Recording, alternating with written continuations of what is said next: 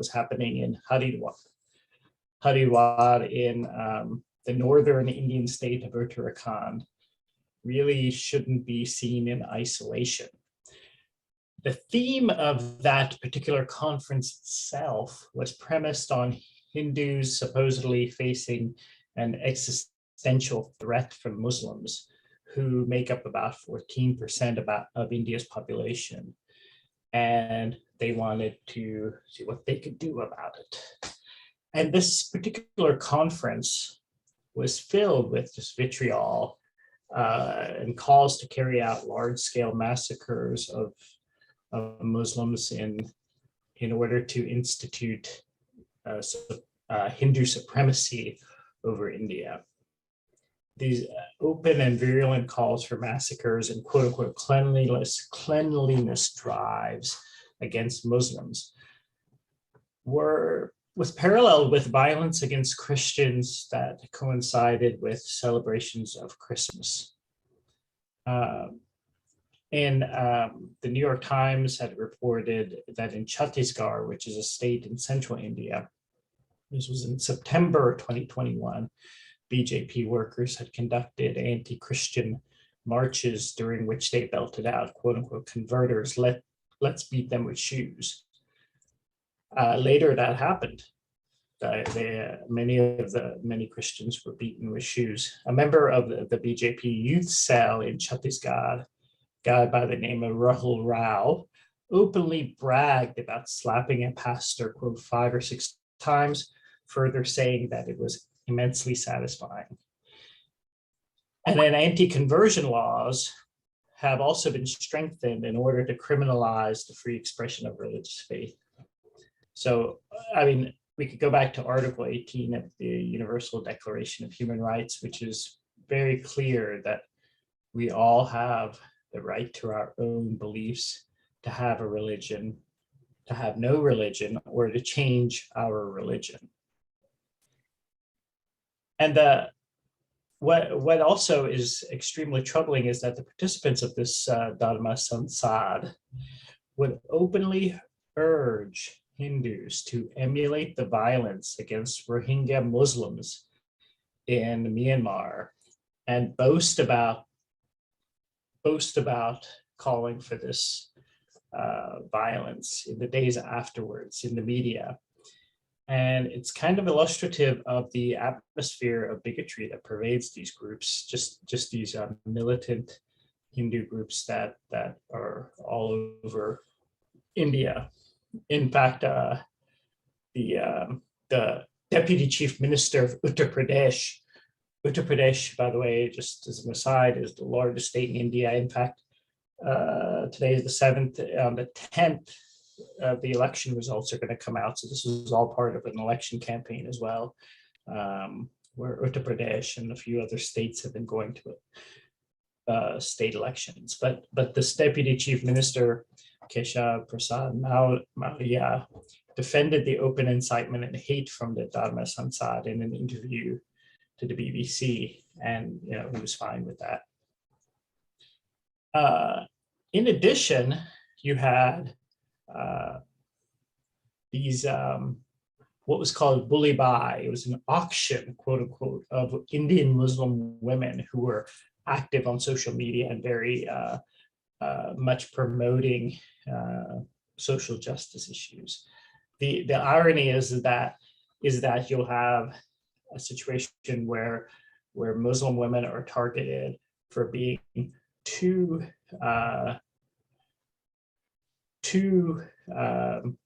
openly speaking out against human rights violations against Muslims on the one hand, and then on the other hand, you will get a situation where schools, for example, in Karnataka,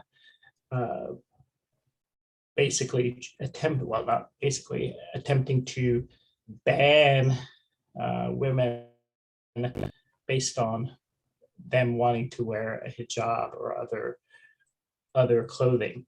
So it really is very much an effort, which is not unusual worldwide, unfortunately, but in India, it's very much the case where particularly Muslim women are really their dress, the type of clothing that they wear is always up for debate and attempts to control what they wear is constant, and we see that for young girls who want to wear a hijab and go to school.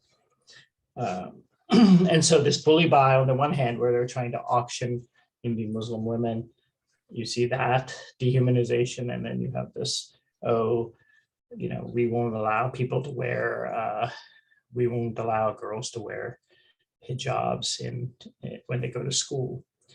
But we cannot, like I said before, is simply incorrect to view it in isolation. If you view this hate and bigotry in isolation, it allows the mainstream Indian society, even otherwise well-meaning parts of Indian society, to ignore the systematic nature of this hate and bigotry. And I really can't stress enough that this, I'm speaking to you today, it's right around the 20th anniversary, actually, of the horrific violence in Gujarat that killed at least several hundred people, possibly up to 2,000 people, mostly Muslims. And many in the audience had forgotten this. In fact, I was reminded of it just a few months ago myself, that it was coming up on the 20th anniversary of this horrific violence in the Indian state of Gujarat. And maybe some of you probably know, but that the chief minister of that state, of Gujarat, his name, he was an up-and-coming politician. He'd just gotten selected as chief minister. His name is Narendra Modi, who is now the prime minister of India. So that violence actually catapulted him to greater and greater office, to now where he is the prime minister of India. In fact, he tried to call early elections. India is a parliamentary system, and each state can select when they go to the polls. He tried to call elections very soon after the violence, but the Election Commission of India rejected that early call, but then it was held in December 2002, so it was a few months afterwards still. And the BJP swept to re-election. In fact, incredibly, some of the BJP candidates who lost their seat actually, or didn't win their seat in the state assembly elections, blamed the lack of violence in their district for the loss of their election, in their particular election. Paul Brass, who was a professor, now he's retired, a professor at the University of Washington in Seattle, he wrote a book called, quote, "The Production of Hindu-Muslim Violence in Contemporary India." And he argued that the conclusion from very rigorous evidence points to, quote, "a methodical anti-Muslim program which was carried out with exceptionally brutal coordination," unquote. And of course, we don't have to even look back 20 years to see this hate and bigotry on display. In late February 2020, which actually happened to be then President Donald Trump's last foreign visit as president. This was right when the pandemic was just really starting to be on our minds. He went to India to actually, it's a connection to Houston, I should say, because in Houston, there was what's called a Howdy Modi event at NRG, at the NRG Stadium. And Trump goes to Ahmedabad, which is the largest city in Gujarat, and holds the equivalent, what kind of event, like a Howdy Trump, I don't know exactly what it was called, in Ahmedabad. And it was like returning the favor, as it were. And during that visit, there was also rioting and violence that was taking place in northeastern Delhi, just actually when Trump had gone to Delhi, it was just 3 or 4 miles from where Trump would have been visiting. There was brutal violence that killed more than 50 people, the majority of whom were Muslims. And Amnesty International documented a disturbing pattern of human rights violations that were committed by the Delhi police. Now, the buildup to the violence is instructive. In December 2019, the Citizenship Amendment Act was enacted. And this is a bigoted law that specifically discriminates on the basis of religion by excluding Muslims seeking citizenship. And then when coupled with the National Register of Citizens, it adds an extra oomph of bigotry. Now, the CAA passage led to widespread and peaceful protests. These protesters were protesting at a site on the Yamuna River for several months. And 4 days after the passage, Delhi police, in fact, entered Jamia Millia Islamia, which was a very well-known university in Delhi, and brutally beat up and sexually harassed student protesters. January 5th, 2020, a mass mob entered Jawaharlal Nehru University, which is one of the preeminent universities in India, laid siege for more than 2 hours, yelling, quote, "Kill the anti-nationals," and, quote, "The traitors must be shot dead." Then on January 27th, in an election rally in Delhi, Delhi was also going to state elections at the time in response to a protest site, in response to the Shaheen Bagh protest site led by Muslim women. The union government, by the way, is like the federal government. In India, it's called the union government. The Home Minister, which is probably the second most important person after the Prime Minister in India, his name is Amit Shah, said that the BJP can keep the country safe and prevent incidents like Shaheen Bagh. On the same day, Union Minister of State for Finance Anurag Thakur encouraged crowds to yell, quote, "Shoot the traitors to the nation," unquote. Then the next day, a BJP member Parliament, Parvesh Verma, said that protesters from Shaheen Bagh would enter homes and, quote, "rape your sisters and daughters and kill them," and further promised not to leave even one mosque standing after BJP's election in Delhi. Now, on February 8th, the BJP actually lost that election. They were routed in the elections for the Delhi Legislative Assembly. So in that case, it didn't work. But they were trying to use that. During the violence, one of the victims called the equivalent of 911 seeking help from the police, but was told, quote, "You want Azadi," which means freedom, take Azadi now, and didn't respond. So I mentioned the National Register of Citizens. That's an exercise from the 1950s that was intended to register every single person in India eventually as to whether they're citizens or not. So it actually was for the people in India to prove that they're citizens. 1.9 million people in Assam, which is a northeastern state in India, were excluded, meaning that they may end up without any citizenship despite decades of residence in India. Now, when combined with the bigoted CAA, the NRC could be weaponized against Muslims in India. And there are now camps in Assam that now house those who have lost their citizenship. Because of these laws, India stands to create the biggest statelessness crisis in the world, which will undoubtedly create unimaginable suffering. And of course, the vast majority of those affected will be Muslims. Now, it sounds like I'm being hyperbolic here, but India's Home Minister, Amit Shah, also called Muslims in Assam, quote unquote, termites, who are infiltrators who should be uprooted.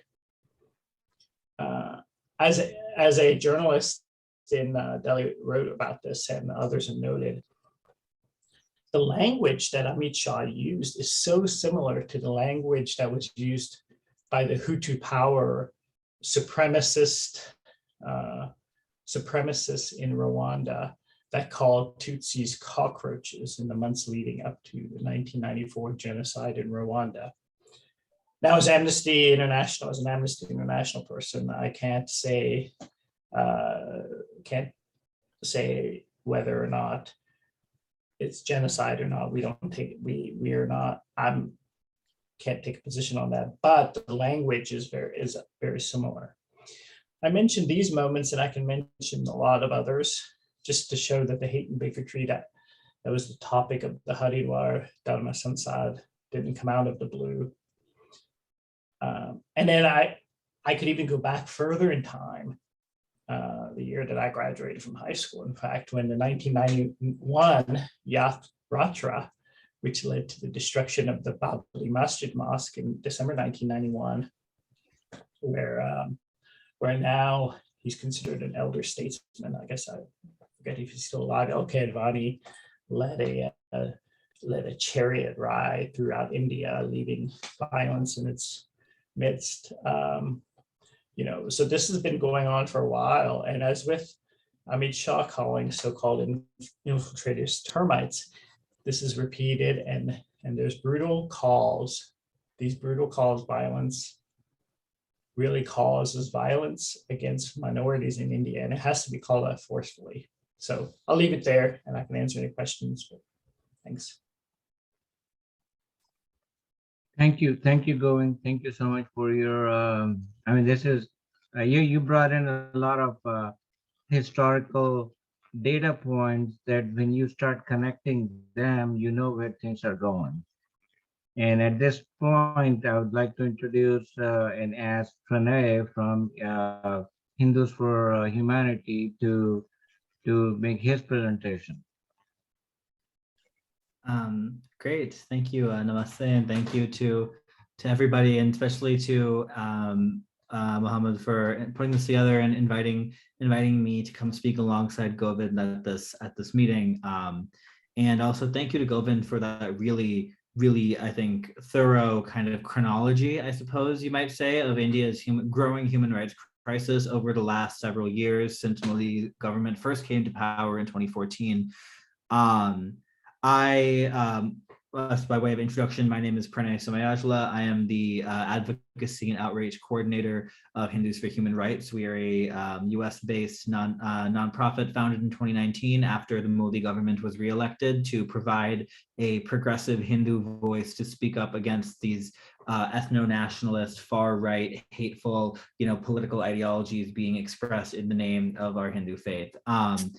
So again, I want to, say that Govind's listed all of these really, disturbing sort of developments and events that have happened over the last few years. And like he said, that's just the tip of the iceberg. There, we could be here all evening just naming all of these horrific events that have happened, horrific instances of violence. But I would also add that these are all the events and all of the instances of hatred in India that get coverage, that get airtime, that get headlines. But every day in India, there is sort of this constant swell of ongoing violence committed by, especially in rural parts of the country, out sort of away from the urban centers.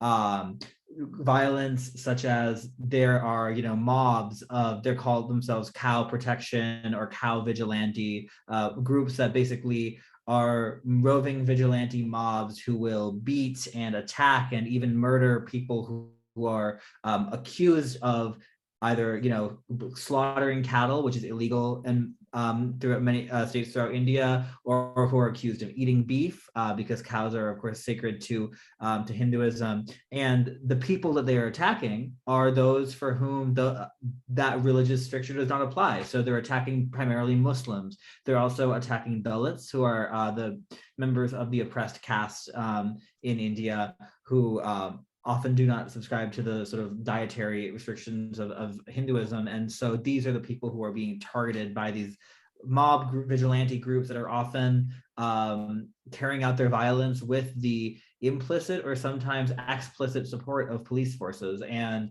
it's not just on cow protection. You have these mobs that will attack Muslim men who are accused of committing love jihad by seducing and marrying Hindu women to supposedly forcibly convert them to Islam. And so you have this sort of ongoing swell of hate crimes and mob violence that is occurring throughout India. It has, the statistics show instances of this violence has increased in the years since Modi's government came to power.